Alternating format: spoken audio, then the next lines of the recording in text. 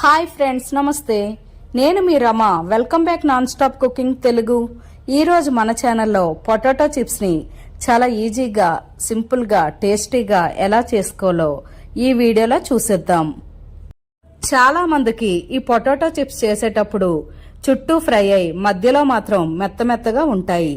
ఇక్కడ చెప్పే చిన్నపాటి టిప్స్ ఫాలో అవుతూ మీరు కూడా ఈ రెసిపీని తప్పకుండా ట్రై చేయండి. ఇంకా ఆలస్యం చేయకుండా దీని ప్రాసెస్ ఏంటో చూద్దాం. వింటర్లో దొరికే ఈ పొటాటోస్ని తీసుకోండి. ఈ పొటాటోస్ పైన ఇలా కొంచెం లేయర్లా ఉంటుంది. ఈ పొటాటోస్తో చిప్స్ చేస్తే చాలా అంటే చాలా టేస్టీగా ఉంటాయి. మనం రెగ్యులర్గా పొటాటో కర్రీస్లోకి యూజ్ చేసే ఈ పొటాటోతో చిప్స్ చేయాలని అనుకుంటే ఈ పొటాటో పైన ఉండే లేయర్ని తీసి ఐస్ వాటర్లో 20 మినిట్స్ వరకు వదిలేయండి. దాని తర్వాత ఒక పొడి క్లాత్తో తుడిచి చిప్స్లా చేసుకోవచ్చు. ఇప్పుడు పేలర్ యూజ్ చేసి పొటాటో పై ఉండే లేయర్ మొత్తాన్ని తీసేయండి. అన్ని పొటాటోస్ కూడా ఇలానే తీయండి. ఇక్కడ నేను కేజీ పొటాటోస్ని తీసుకుంటున్నాను. ఈ చిప్స్ చేసేటప్పుడు బంగాళదుంపలు అనేవి బాగా ఫ్రెష్గా ఉండేటట్టు చూసుకోండి. ఇలా పీల్ చేసిన తర్వాత వీటిని 2-3 సార్లు శుభ్రంగా వాష్ చేయండి. ఇలా వాష్ చేసిన ఈ బంగాళదుంపల్ని ఒక పొడి క్లాత్తో శుభ్రంగా తుడిచేయండి. ఇక్కడ వాటర్ ఏమీ లేకుండా శుభ్రంగా తుడిచేసుకోండి. ఇలా అన్ని పొటాటోస్ని తుడిచి ఒక ప్లేట్లో వేసుకోండి. దీని తర్వాత డీప్ ఫ్రైకి సరిపడా ఆయిల్ వేసుకోండి. ఆయిల్ మాత్రం ఇక్కడ బాగా హీట్లో ఉండాలి.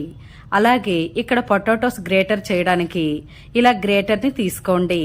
ఈ గ్రేటర్ అనేది కొంచెం థిక్గా ఉండేటట్టు చూసుకోండి. ఇలా ఆయిల్ బాగా హీట్ అయిన తర్వాత ఈ గ్రేటర్ ద్వారా ఈ పొటాటోస్ని ఇలా కట్ చేయండి. మీరు పొటాటో చిప్స్ గ్రేటర్ చేసేటప్పుడు పొటాటో చిప్స్ అన్ని ఒకే వైపు పడేలా గ్రేట్ చేయవద్దు. ఆయిల్ చుట్టూ స్ప్రెడ్ అయ్యేలా గ్రేట్ చేసుకోండి. దీనివల్ల పొటాటోస్ అనేవి ఒకదానికొకటి అంటుకోకుండా వస్తాయి. ఇలా పొటాటో చిప్స్ మొత్తం వేశాక ఇప్పుడు ఫ్లేమ్ని మీడియం ఫ్లేమ్లో పెట్టుకోండి. ఇలా మీడియం ఫ్లేమ్లో పెట్టుకొని ఈ పొటాటోస్ని ఫ్రై చేయండి. మీరు ఈ పొటాటో చిప్స్ చేసేటప్పుడు ఆయిల్లో డైరెక్ట్గా వేయలేకపోతే వీటిని ముందుగా ఒక ప్లేట్లో గ్రేటర్ చేయండి.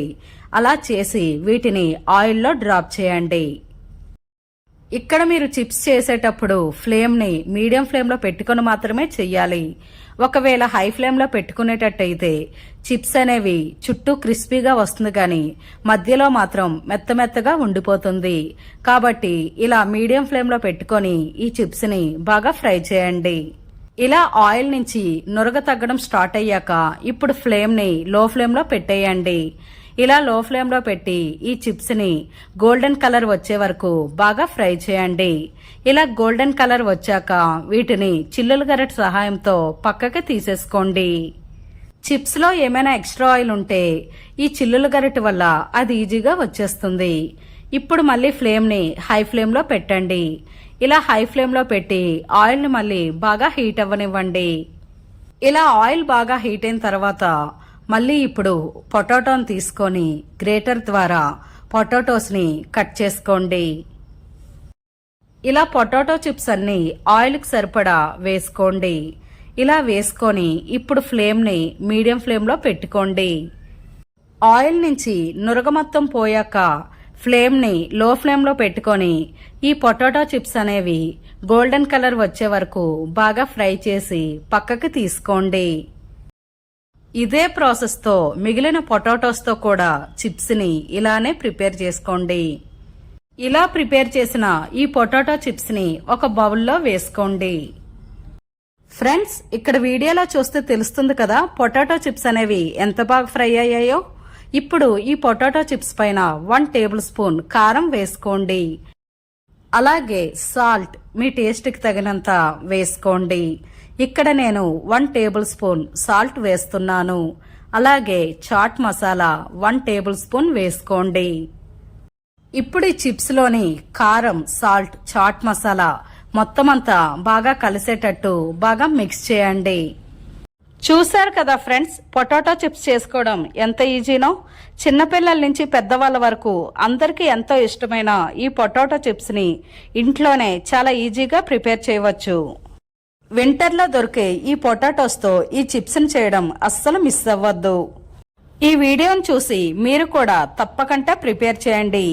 ఈ వీడియోకి ఒక లైక్ చేయండి. మీ ఫ్రెండ్స్ అండ్ ఫ్యామిలీ మెంబర్స్కి ఈ వీడియోని షేర్ చేయండి. మరెన్నో రుచికరమైన వంటల కోసం మన ఛానల్ని సబ్స్క్రైబ్ చేసి పక్కనే ఉన్న బెల్ ఐకాన్ని యాక్టివ్ చేయండి.